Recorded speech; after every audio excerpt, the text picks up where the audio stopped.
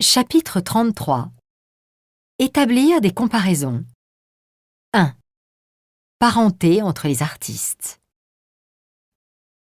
L'exposition dont vous parlez confronte deux artistes. Peut-on véritablement établir un parallèle entre les deux ?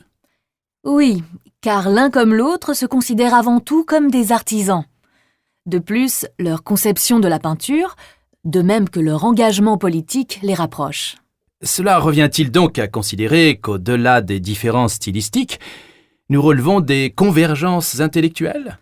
Sans aller jusque-là, je parlerai d'analogie de parcours. D'ailleurs, fidèles à la formation qu'ils ont reçue, les deux se consacreront tout d'abord au dessin. Et le premier, à l'instar des grands maîtres de la Renaissance, n'hésitera pas à copier les modèles antiques. À ce titre, nous pouvons le qualifier de classique, et comme tel, il a toute sa place dans cette exposition. 2. Cela revient au même. Regarde ce paysage. Ça te rappelle pas la Corse, en un peu plus aride ? Si. On dirait aussi certains coins de Provence, en moins vert. Ça me fait penser au village où je passais l'été quand j'étais petite. C'était des vacances de rêve. On faisait des confitures dignes de ce nom, on allait chercher des légumes délicieux dans le potager de papy, et tout était à l'avenant. Ouais. Maintenant, que t'achètes des légumes ici ou là, ça revient au même. C'est le même goût uniforme. 3. Une caricature ? Cet humoriste se contente de singer les politiciens, mais cela manque de finesse. Il pousse un peu la caricature, même s'il tente de suivre l'exemple des grands humoristes. La seule chose réussie est qu'il parvient à adopter les tics de langage du président, par exemple. Ça me rappelle un comédien qui était un sosie d'un ministre, dont il mimait les réactions pendant une séance à l'Assemblée.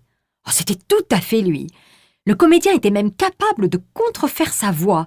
C'était comme si le vrai ministre s'exprimait. Il n'empêche que ces humoristes qui se croient drôles sont tous du même acabit. 4. Ce n'est pas un original. Pensez-vous que cette lampe soit de Gallet ? Absolument pas, ce n'est qu'une pâle copie d'un original qui se trouve au musée. L'artisan a emprunté quelques traits caractéristiques, mais c'est tout. Je craignais bien que ce soit une contrefaçon. Je parlerais plutôt d'imitation, tout à fait dans l'esprit de l'époque. Vous pourriez aussi acheter une reproduction faite par le musée, cela se rapprochera davantage de ce que vous cherchez. 6. Contradiction. Iris se démarque clairement de Yann quant au style de management. Elle organise une réunion réservée à la haute hiérarchie et au PDG. Du coup, je ne suis pas convié. Que veux-tu ? On ne mélange pas les torchons et les serviettes. Oui, mais Iris se contredit. Elle avait promis de créer un esprit d'équipe, une solidarité entre les services, et elle aggrave le clivage par ce genre d'initiative. Elle n'en est plus à une contradiction près. Avec elle, ça a toujours été 2 poids 2 mesures, à la différence de Yann, qui recherchait l'équilibre avant tout. Il est vrai que le contraste entre ces deux personnalités est saisissant. 7. Il y a fromage et fromage. J'avoue que je ne distingue pas ce fromage au lait cru de cet autre au lait pasteurisé. Il paraît que ça n'a rien à voir, mais moi, je ne vois pas de différence. C'est le jour et la nuit. Il n'y a aucun rapport entre la finesse de l'un et le caractère standardisé de l'autre. Ah ? À peu de choses près, ils sont pareils pourtant. Désolé de te contredire, mais il y a fromage et fromage.